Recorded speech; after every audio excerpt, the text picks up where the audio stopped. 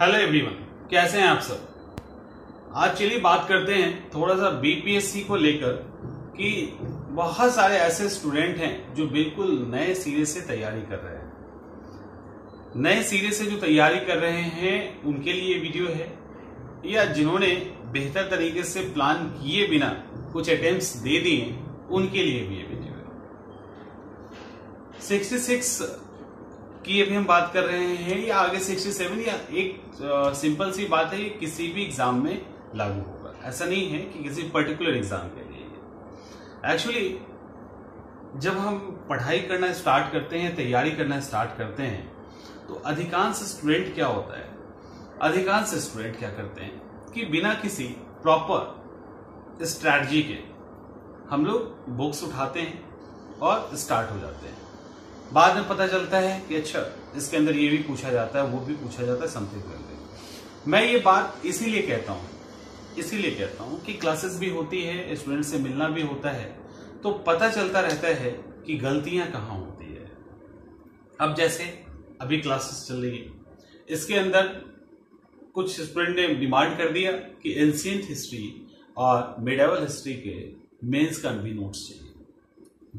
Mains का भी notes चाहिए, और उसके अंदर जिन्होंने भी डिमांड किया वो एक्चुअली पुराने नहीं है, पहले से एग्जाम दे रहे हैं। लेकिन आप सोचिए कि ऑलरेडी पहले से एग्जाम दे रहे हैं, लेकिन इसके बाद भी उन्होंने डिमांड किया। इट मीन्स क्या, उन्होंने अभी भी सिलेबस प्रॉपर तरीके से नहीं देखा। पहली गलती, हम लोग सिलेबस को सही तरीके से नहीं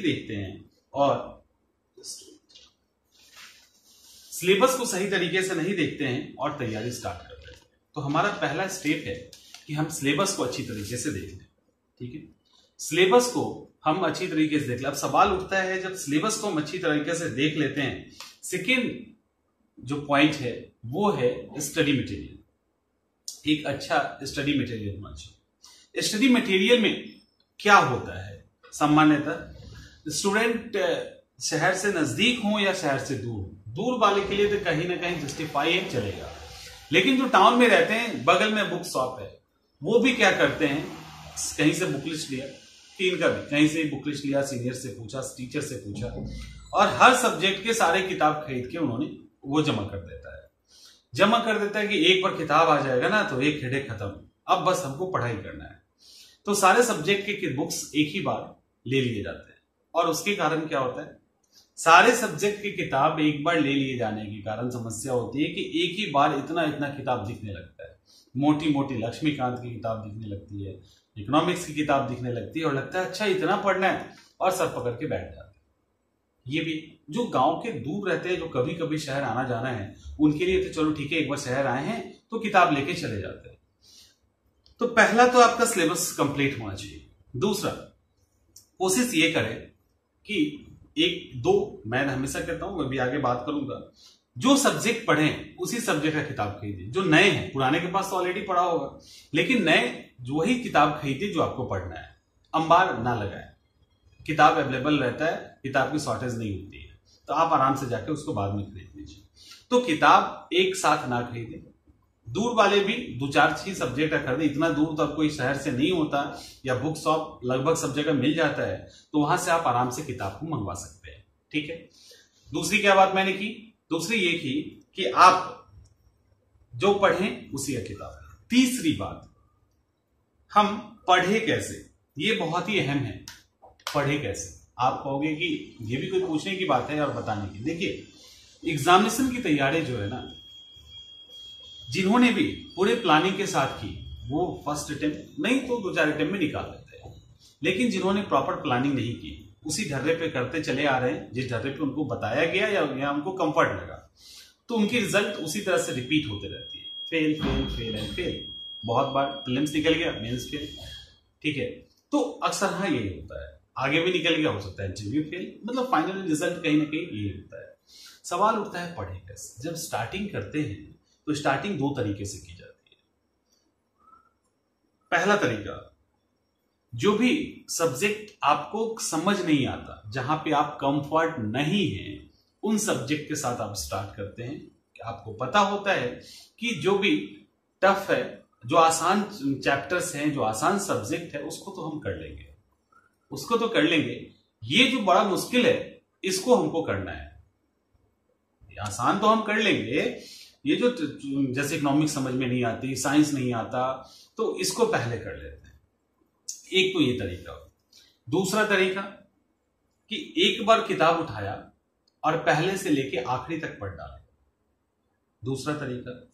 तीसरा तरीका, इसमें अपने आप को फिट कर लीजिए, आप कहां फिट होते हैं, कहीं ना कहीं तो अधिकांश लोग हो ही जाएंगे।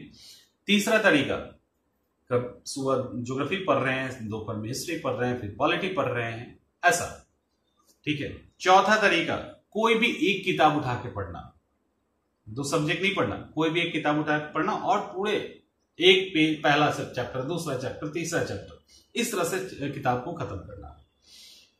यहां पे पहला जो समस्या है, पहले समस्या पे बात करते हैं, यानी समस्या है कंटिन्यूटी की। सॉरी, समस्या है यहां पे जो आपको टफ लगता है, वहां से आप स्टार्ट करते हैं। टफ से स्टार्ट करने के कारण क्या होता है, कुछ समय में हिम्मत जवाब देने लगता है, क्योंकि आपको पता है जब एक पेस कोई पकड़ लेता है, एक स्पीड पकड़ लेता है, तो अगर 60 की स्पीड में आपने पकड़ लिया तो आप आराम से 65 भी चले जाएंगे। लेकिन अगर स्टार्टिंग आप 40 से कर रहे हो, स्टार्टिंग 40 पे ही गाड़ी चलाना सीख रहे हैं, तो एक्सीडेंट होने की संभावना है, बोर होने का संभावना है, बहुत सारी चीजें हैं जो हो सकती है। लेकिन अगर आप आराम से चल के 60 तक चले गए तो 65, 70, 80, 90 आराम से चले जाएंगे। मतलब कहने का, जब आप पढ़ाई स्टार्ट करें, जब भी आप पढ़ाई स्टार्ट करें, तो जिस सब्जेक्ट में आप पूरी तरह से कंफर्ट हैं, एकदम आसान लगता है, उस सब्जेक्ट के साथ पढ़ाई करें। समझ में आ रही? जो सब्जेक्ट आपको एकदम आसान लगता है, एकदम इजी लगता है, उस सब्जेक्ट के साथ आप पढ़ाई स्टार्ट करें। ये बहुत अहम है। कुछ लोगों को तब भी नहीं लगेगा। देखिए, जो मैं बातें बता रहा हूं एक्सपीरियंस के साथ, और ये चीजें होती है, ऐसा नहीं है कि आप कहोगे कि नहीं होती है, होती है, क्योंकि हमारी जो टीम है या हम जो हैं, मिलते ही रहते हैं इस तरह के स्टूडेंट्स जो ऑलरेडी सक्सेस भी हैं और जो साथ में रह के सक्सेस भी किए हैं। तो बहुत सारी चीजें हैं, और जो स्टूडेंट अभी क्या क्या कर रहे हैं वो भी दिखता है। तो सबसे पहला, गलती ना करें, जो आपको आसान लगता है वहां से स्टार्ट करें। इंटरेस्ट बना रहेगा, स्पीड बनी रहेगी, एक पोर्शन समाप्त हो जाएगा। नहीं तो क्या होगा, जब आप मुश्किल को उठाएंगे फंस जाएंगे, इंटरेस्ट नहीं आएगा, पसंद नहीं आएगा, और देखिए अच्छा वो सब बच्चा ही है, यही नहीं खत्म हो रहा। वैसे क्या होगा, आपके आसान सब्जेक्ट निकल जाएंगे, तो आपको लगा अच्छा इतना निकल गया ना, वही तो है, देख लेंगे थोड़ा थोड़ा करके। पहला तो आपको वो करना है। दूसरा, आप जब भी पढ़ें तो जरूरी नहीं है फर्स्ट से लेके लास्ट चैप्टर पढ़ना है। जो इंटरेस्ट वाला सब्जेक्ट है उसके अंदर भी जो इंटरेस्ट वाला चैप्टर्स हैं वो पढ़िए। जरूरी नहीं है स्टार्टिंग से लेके एंड तक जाने की एकदम। मान लो आप पढ़ रहे हो, अभी बिहार में इलेक्शन होना है, आपको लगता है इलेक्शन कमीशन का एक बार हम देख लेते हैं, इलेक्शन कमीशन की क्या क्या पावर्स है, क्या है। अब आप देख रहे हो कि अच्छा अभी तो आज तो फंडामेंटल राइट पढ़ी है, वहां पहुंचेंगे तब ना, क्योंकि हमने तो प्रतिज्ञा ले ली है कि हम चलेंगे चैप्टर के अकॉर्डिंग। हाँ, थोड़ी स्पीड बढ़ा देते हैं, जल्दी पहुंच जाएंगे।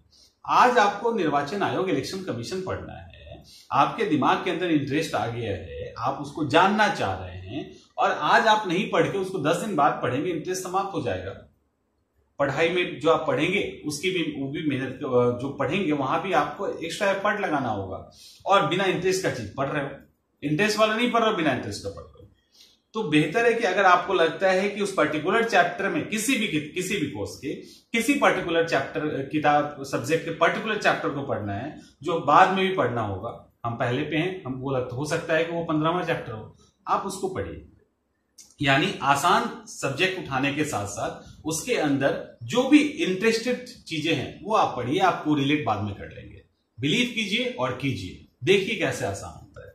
उसके बाद अगला नंबर है, कभी भी एक सब्जेक्ट ना पढ़ने की कोशिश करें, और 2 से अधिक सब्जेक्ट भी ना पढ़ने की कोशिश करें।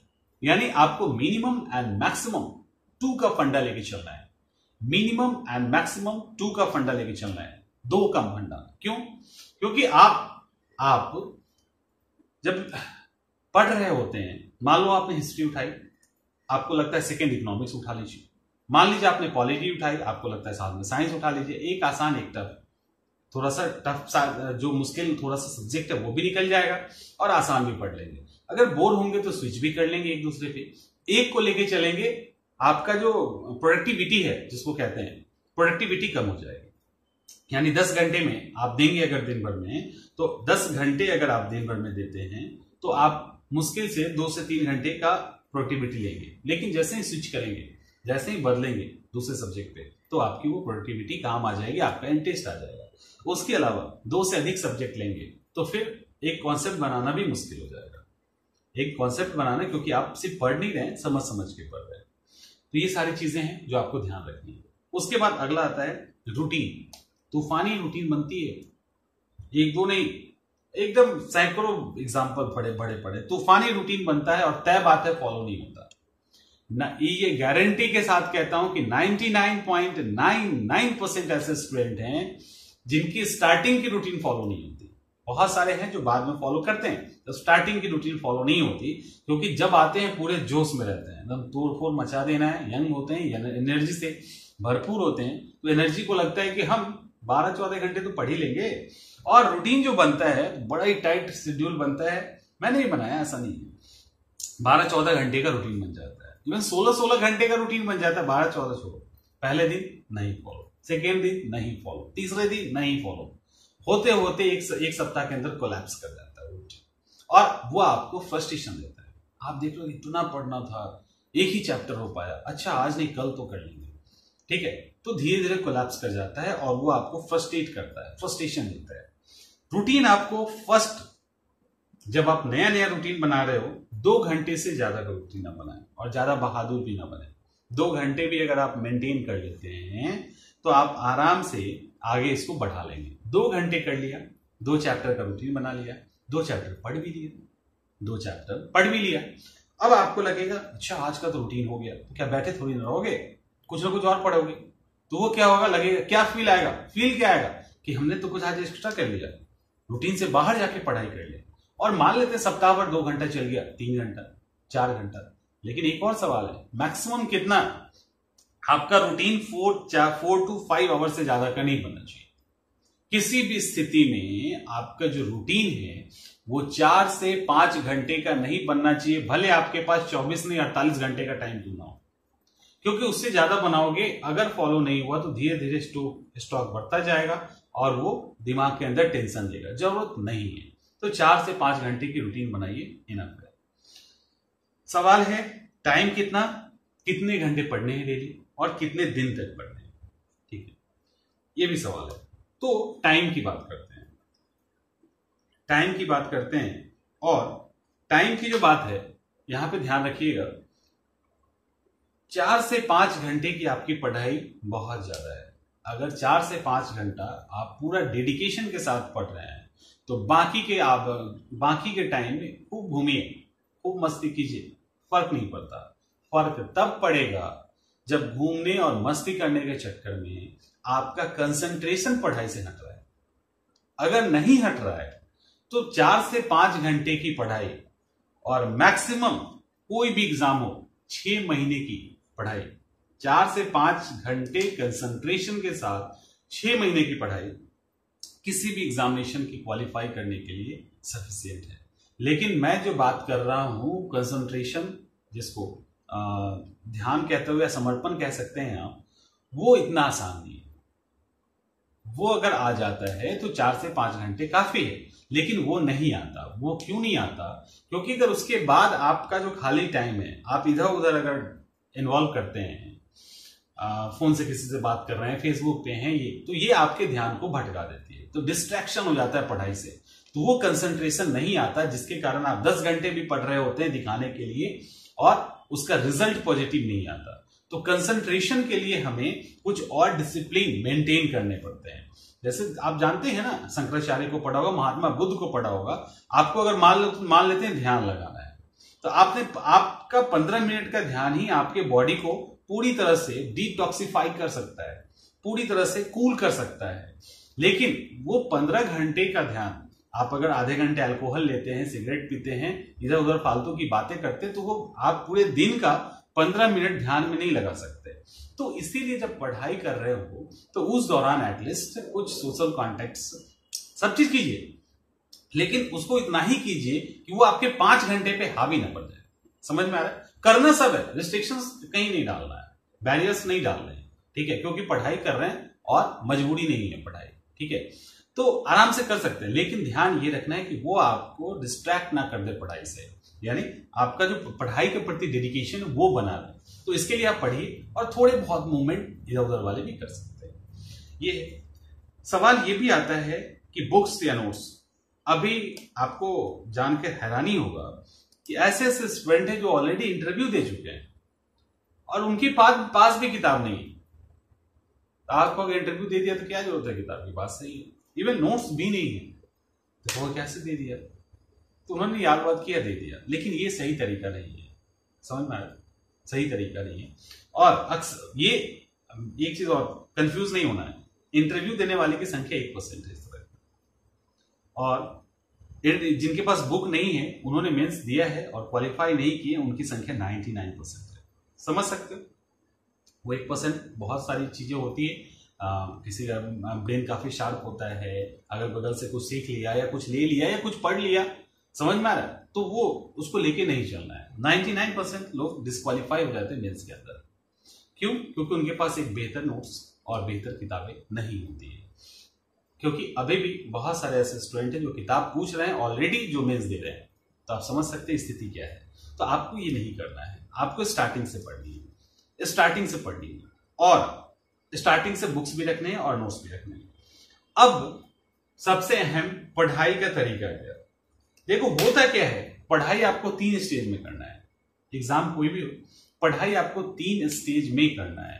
पहला स्टेज सिर्फ वो जो आपको आता है, सिर्फ वो जो वही सब्जेक्ट जो आपको पसंद है, सिर्फ वही चैप्टर्स जो आप पढ़ना चाहते हैं, और सिर्फ वही फैक्ट्स जो आप रटना चाहते हैं, सिर्फ वही चैप्टर जो आप पढ़ना चाहते हैं, सिर्फ वही सब्जेक्ट जो स्टार्टिंग में आप पढ़ना चाहते हैं, और सिर्फ वही फैक्ट्स जो आप रटना चाहते हैं।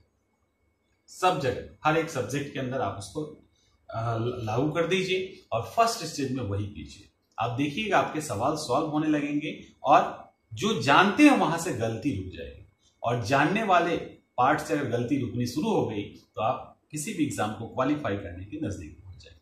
सेकेंड स्टेज में जो उससे थोड़ा सा मुश्किल लगता है उसको आप हटाइए और उसको पढ़ते चले जाइए। थर्ड स्टेज में जाने के बाद आप सेकेंड तक आपका काम खत्म है, आप क्वालिफाई करने की स्थिति में आ गए। थर्ड स्टेज में जाइए, तब देखिए कि कौन सा पोर्शन छूट गया है मुश्किल में, जो एग्जामिनेशन के पॉइंट ऑफ व्यू से जरूरी है। वैसे तो बहुत सारे होते हैं, अब देखिए कि एग्जामिनेशन क्वालिफाई करने में आपका बैरियर कौन कौन बन सकता है।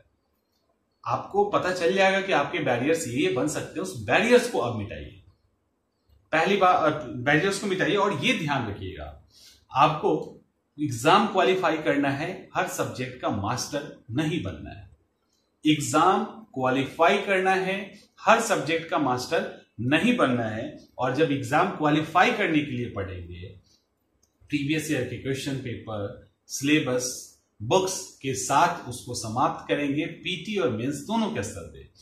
पीटी और मेंस दोनों में से किसकी तैयारी करें, पहले करें? तो पहले बेहतर है इंटरव्यू की तैयारी करें। क्यों करें? क्यों करें? इसीलिए करें कि इंटरव्यू आपके पर्सनालिटी को बदलता है। पर्सनालिटी बदलना 2 दिन का काम नहीं होता है, आपके सोच को बदलता है, एक डिसिप्लिन लेके आती है जो पूरे पढ़ाई करने के पैटर्न को बदल सकता है या इंप्रूव कर सकता है, आप ये कह सकते हो। जब उसको इंप्रूव कर सकता है तो आपके पीटी और मेंस पढ़ने का नजरिया बदल सकता है या अपग्रेड हो सकता है। और मेंस की तैयारी क्यों स्टार्टिंग में करें कि चीजों को जब आप समझ जाएंगे तो फैक्ट याद करना आसान हो जाता है। तो मेंस भी पढ़ना, मेंस अगर आप करते हैं तो आपकी पीटी ज्यादा सुरक्षित होगी, और मेंस पीटी दोनों एक साथ करते हैं अच्छे से तो आपका मेंस भी सुरक्षित हो जाएगा, क्योंकि उसके अंदर भी अच्छे कंटेंट डालने के पॉइंट्स आप निकाल लेंगे। और पीटी इसीलिए सुरक्षित होगा कि चीजों को समझ लेंगे, थोड़ा बहुत अगर घुमाएगा भी तो आप आसानी से उसको कर सकते हैं और फैक्ट्स को बैठा के उसको याद कर सकते हैं। तो ये था पूरे एग्जामिनेशन के दौरान आपको कैसे कैसे क्या करना है, इस बात का ध्यान रखना है। स्टार्टिंग से ही गलती ना करें, जो मैंने बताया है ये बिल्कुल ट्रस्टेड चीज है, स्टार्टिंग से ही गलती ना करें। और खास करके अगर आप बिहार की तैयारी कर रहे हैं तो जरूरी नहीं है कि एनसीईआरटी पढ़ें, ये भी एक बात है, जरूरी नहीं है एनसीईआरटी पढ़ें। जो बोलते हैं वो पूरी तरह से हो सकता है उनके पास एक्सपीरियंस किसी और फील्ड का हो या उतना ना हो अभी के अकॉर्डिंग। तो आपको अगर एनसीईआरटी बहुत पढ़ने का मन भी है तो ज्योग्राफी के एनसीईआरटी पढ़ लें और एक इकोनॉमिक्स का पढ़ लें 11th की। अदरवाइज एनसीईआरटी पे नहीं जाने की कोई जरूरत ही नहीं है जाने की। आप डायरेक्ट जो ऑथेंटिक किताबें हैं उसको पढ़िए और डायरेक्ट एग्जाम दीजिए उससे। आई थिंक बहुत सारे प्रॉब्लम्स एंड डाउट्स जो तैयारी करना चाहते हैं या जो इम्प्रूवमेंट लाना चाहते हैं उनकी क्लियर हो गई होगी। फिर भी कहीं कोई दिक्कत है तो बताइए, उसमें मैं वीडियोस अपलोड करूँगा।